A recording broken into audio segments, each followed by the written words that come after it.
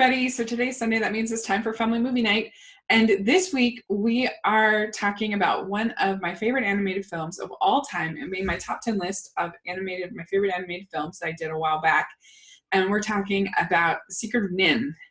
And The Secret of Nimh was released in 1982. It was the first film by Don Bluth and his studio. And as a Disney fan, it's always, you're a little salty at Don Bluth for the way that he left Disney and all the people that he took with him and everything like that. But you can't deny that the film that he made is just so beautiful, especially when you consider in comparison to the film that Disney made. I mean, it's certainly a million times better than The Fox and the Hound, and it is a billion times better than The Black Cauldron. So I can't necessarily blame him. I just wish he hadn't done it in the way that he did it.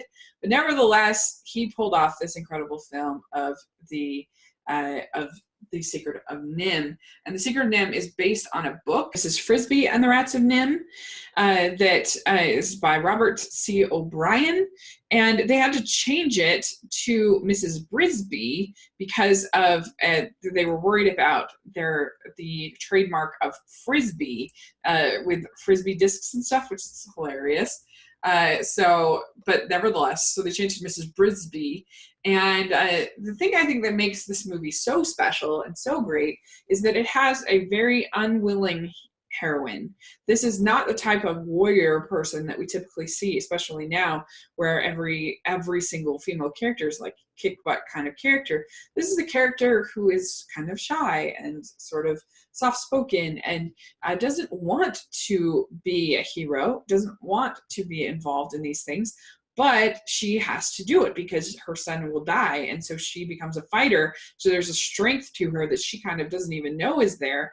And so I think that the characters are so well developed. They're some of the most well-developed characters in all of animation, particularly the Mrs. Brisby. And she's voiced by Elizabeth Hartman, and I think even her voice, there's just a warmth to it. It feels like a mother that is just pleading, will do anything to help her son, because her son Timmy has pneumonia. He can't be moved, and they're going to move because of what's going on at the farm. Her husband was killed by the cat of the farm named Dragon, and so she's trying to be a mother. She's trying to save her kids, and there's this whole society of lab rats called Nimh that have these. They basically kind of got these powers from the experiments that were put on them, and so she's trying to find them. She's trying to get help for her son. At the same time, they're also trying to move her son. There's Derek Jacobi plays Nicodemus. He is one of the rats, and he's kind of the leader of the rats, and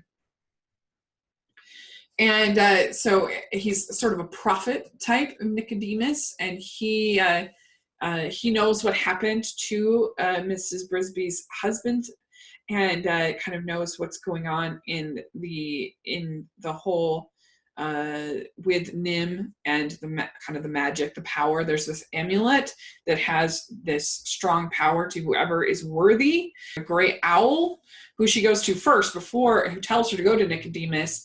And the great owl I love the design of the great owl. I love, it's just really cool.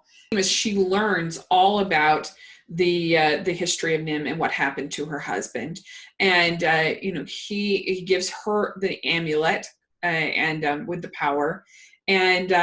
And so they decide they're going to move their house. Another rat, voiced by Paul Shenner, named Jenner, who is scheming, wants to usurp Nicodemus and take power himself. And so he's sort of scheming, and various things happen with the amulet, with Jenner and Nicodemus. And then there's also there's a crow named Jeremy, voiced by John DeLuise, who's kind of the comic relief of the story. Then there's also a character named Justin, who stands up to Jenner, and they actually have some fights, and it kind of maybe becomes a love interest for Mrs. Brisby. He's voiced by Peter Strauss.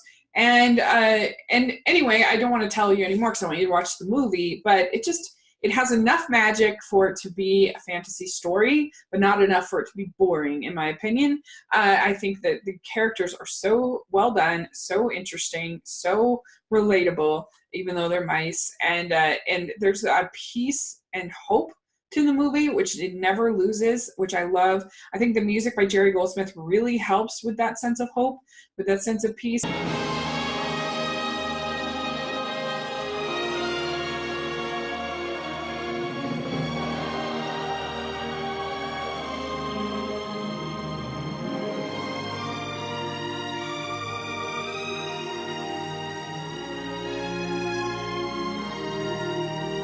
I think it's just a lovely, one of the best, one of my favorite anime films of all time. And I just love the way that the animation uses light, and it was particularly when she actually uses the amulet and you see just this light out of it. It's just so beautiful, very awe-inspiring, and so I think it's great. And just the way that Mrs. Brisby goes about becoming this hero character is just really unique, and like I said, she's just a unique, well-written character. So let me know what you think about Secret of Nimh. Do you love it? Do you not like it? Whatever, put in the comments below. Let me know. And thanks so much. Please subscribe to my channel. I'll talk to you later.